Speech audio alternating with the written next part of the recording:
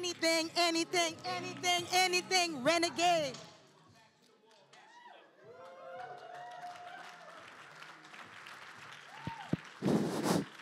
Okay, now I could have danced my way all the way up here because that's one of my favorite songs.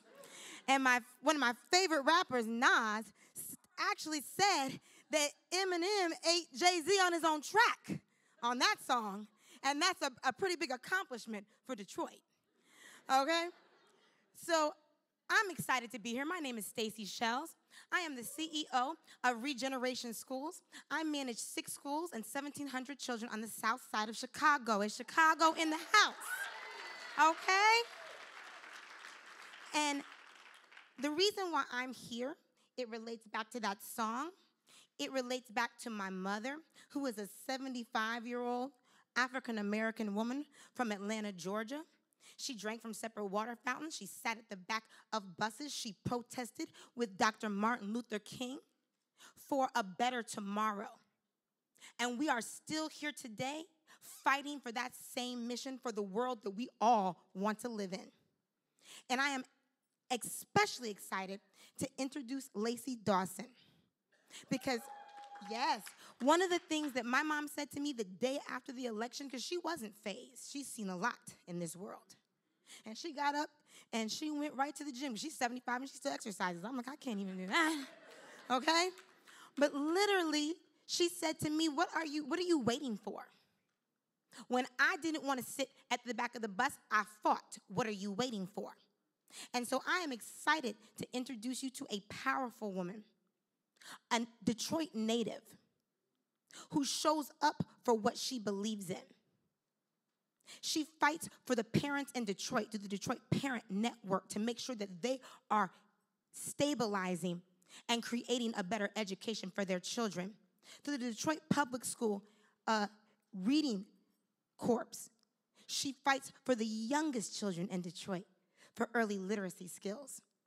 And aside from all that, she has a full-time job. That's right. So you're going to have to work hard and keep your job. Don't quit your job. Quit your daytime. You got to have daytime too. And what she does is she is the field director for the Michigan Voice. And she is fighting every single day for economic prosperity and racial equity through civic engagement. Let me say that again.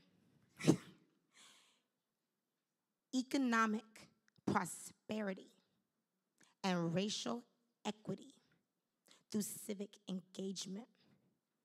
That resonates with me because growing up, I'm going to show my age a little bit. My favorite TV sitcom was Moving On Up to the East. And I couldn't wait for the part that said, I finally got my piece of the pie. Let me tell you something. That's what everybody wants, a piece of the pie.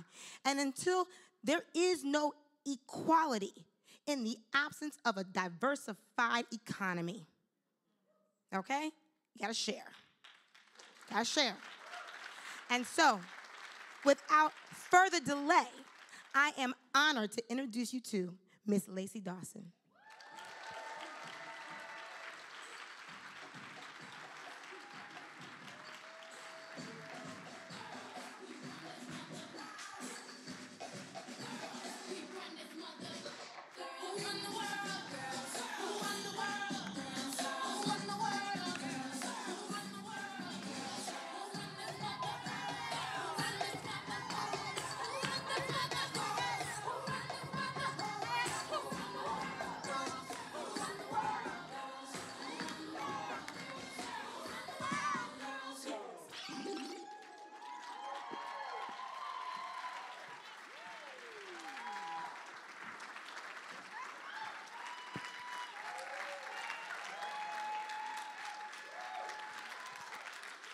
So, I have 2 secrets. I have always wanted to do that. And I am not Beyonce. How's everyone doing today? So, I want to welcome you to my city. I want to welcome you to Detroit. I want to welcome you to a place that even though the country and the world has looked at us for a long time as not being vibrant, a place that has been criticized, a place that has been stereotyped, a place that has been told it was in the mud. I want to let you all know I've been here all my life. And though what you have seen on television and in the newspapers may have seemed bleak, that we have been here, we will stay here.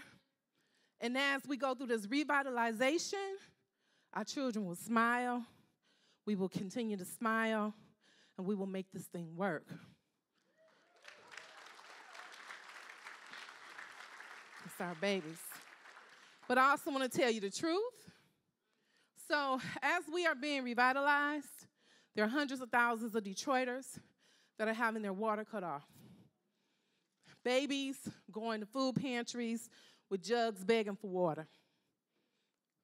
As we revitalize, there are people who don't have jobs and or who have to get on 3 or 4 buses to go outside of the city to get a job. As we revitalize, we are fighting for equitable development and making certain that our citizens don't get pushed out. As we revitalize, we are asking for mass transit so that our people can move around this city. As we revitalize, we're fighting foreclosures for some of the older folk that have owned their homes for 60 and 70 years. As we revitalize, we are facing school closures. Our history is being erased.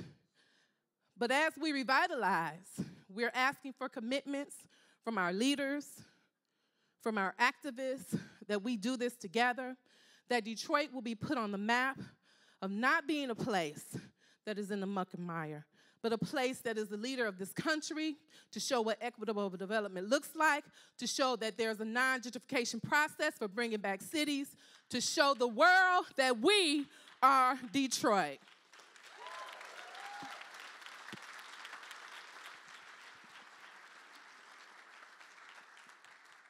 So I want to make one declaration. I want you to know with all our honesty, I want to assure you one thing, that my declaration is this. As Ravi invited me here to do this introduction, I want to make this one declaration. I did not steal my speech from Melania Trump. So today we're going to do 4 things really quickly. I'm going to talk about back in the day, tell you a little bit about me. I'm going to talk about a little bit of disappointment. I'm going to talk about this new term I came up with. I come up with terms called gappers, and then I want to talk about one voice. So back in the day, I would sit and I would watch things happen in my city, and I would go, those people over there need to fix that. That guy right there, he needs to go and he should fix that. And those guys over there, why don't they bring some money back into the city? And those people, they need to. And one day, something strange happened to me as I blamed others. I said, you know what? I got to get up. I have to do something. So I started to become a volunteer. I volunteered for everything and everybody. I'm going to plant a tree. I actually planted a tree. Her name is Gertrude, and she's on Taylor Street in Detroit. I'm going to pick up trash. I'm going to read to the kids. I'm going to do all these things, right? And something said to me, that's just not enough. It's only one of me, and it's a whole lot of oppression. I got to do something different. And so I began to get really, really active, and then this thing happened here. That happened.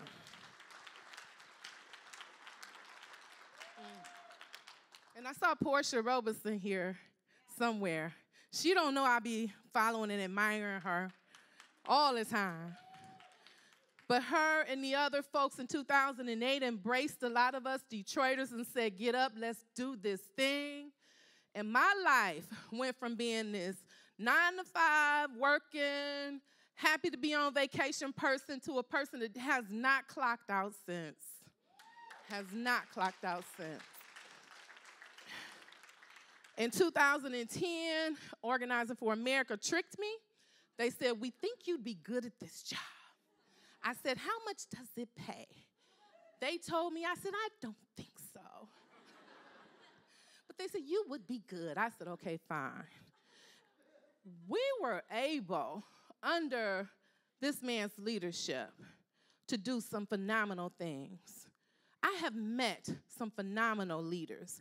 I have best friends now who had done the same thing that I used to do. Somebody needs to fix that. Who are now running their own organizations, starting nonprofits, running for office.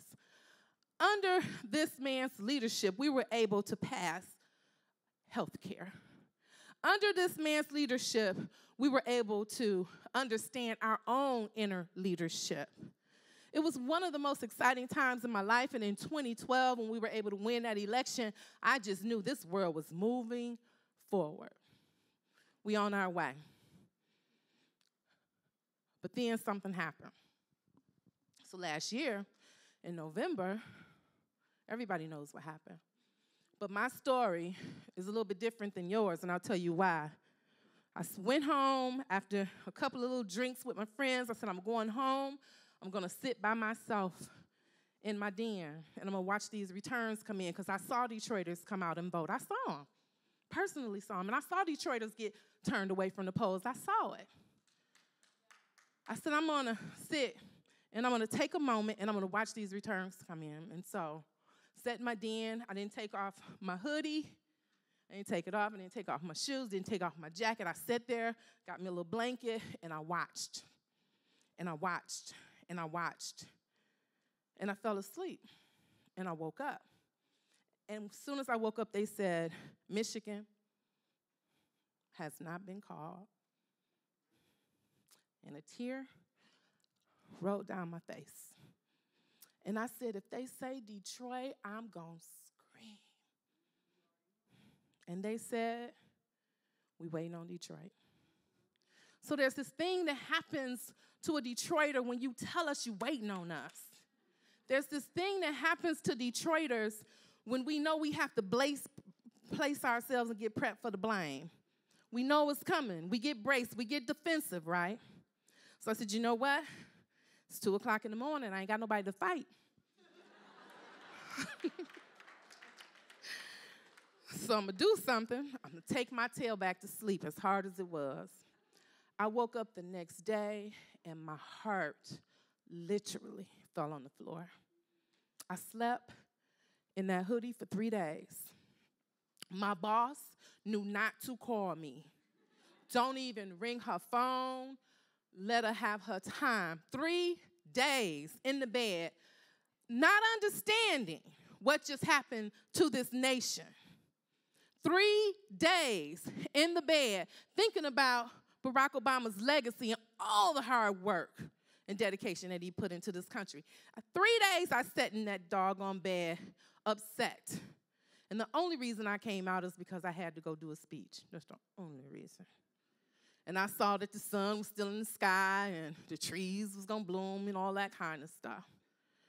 That was the most disappointing moment, other than when my mom passed, in my life. What I saw was infighting.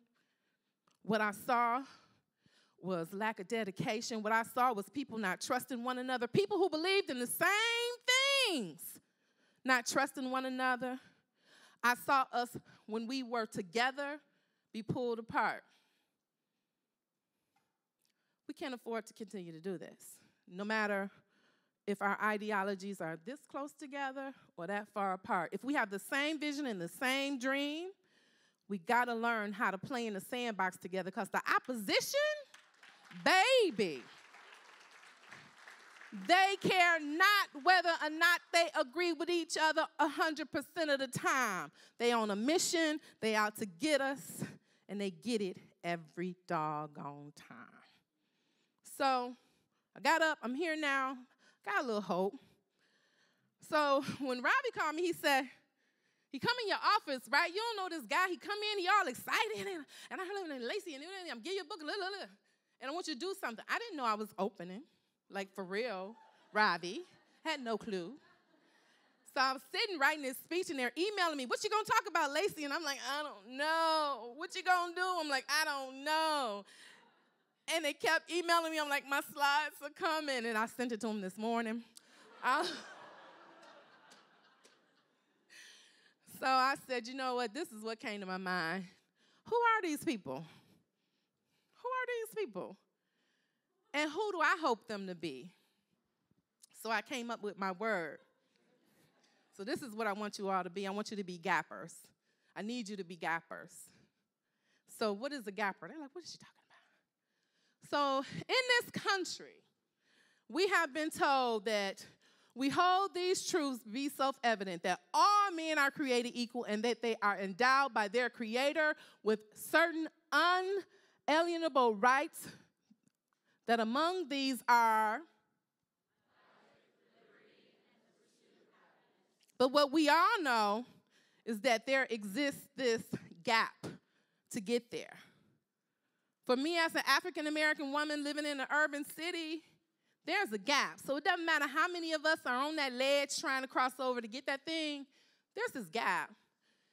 The gap can be something as simple as high car insurance. I can't afford it. The gap can be like something as simple as traffic tickets. The gap can be something as simple as the school that I used to attend, the school that I graduated with, Chassis High School, is no longer there. I cannot go back and sow seed to mentor any kids to come through that space. That's the gap. But there are some possibilities here. Remember, you are gappers, right? So there's this horizon that I know can happen in my lifetime, and that you as activists and folks that will run for office soon and win, because you're going to be very disciplined and you're going to listen and have your ear on the ground, right?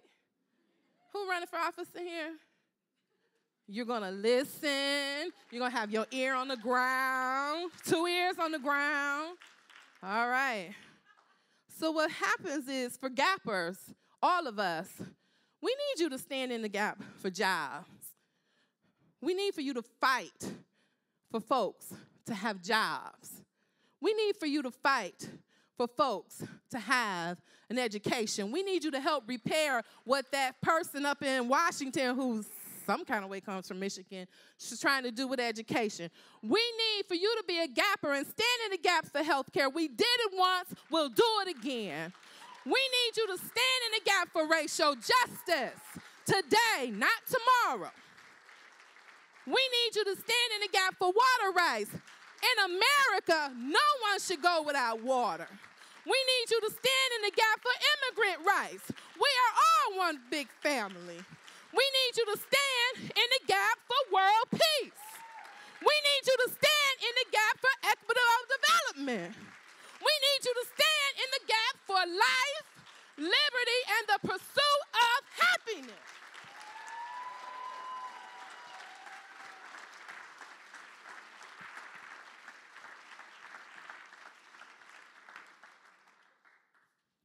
So, as you create your plans, as you walk in your purpose, don't miss none of that.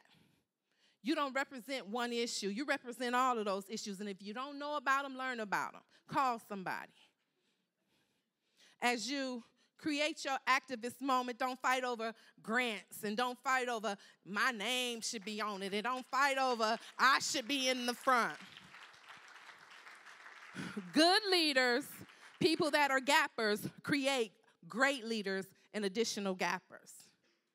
That's what I need you all to do. So I'm almost done here. There is a person who, if he ever hears this speech, him and his wife, I want him to know, I am more than appreciative of the things that he inspired in me. I hope he's getting plenty of rest. I hope he's getting plenty of love. I hope he understands that we have not left this movement and that we will continue. One thing that I veg off of is this one video that I've seen him do over and over and over again. And he talks about one voice. One voice. One voice can change a household. One voice can change a neighborhood. One voice can change a city. One voice can change a state. One voice can change a nation. And one voice can change this world. And what I am expecting today is that you as gappers, you as leaders, you as activists, that you will learn in this space, that you will take these tools and that you will make your voice sing in sync with every other voice in this room so we continue to create a movement, because it ain't about you or me. It's about us. Thank you so much and have a great day.